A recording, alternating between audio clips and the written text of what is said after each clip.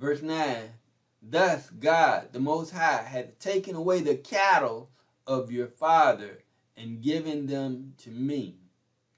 And so Jacob explained to them, everything that he has now belongs to me. And he's upset. He's mad. He's angry. And so he don't like what has happened. And if we don't leave, no telling what may happen. So we can't help that we blessed. We can't change that. So we're going to have to leave immediately. We can't just stay here any longer.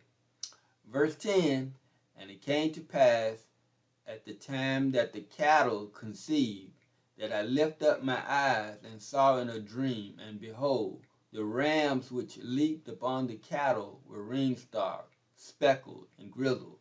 So Jacob continued explaining to them how the Lord gave him the plan and the vision, so that every time that these cattle would would mate, that everything would work out for his favor.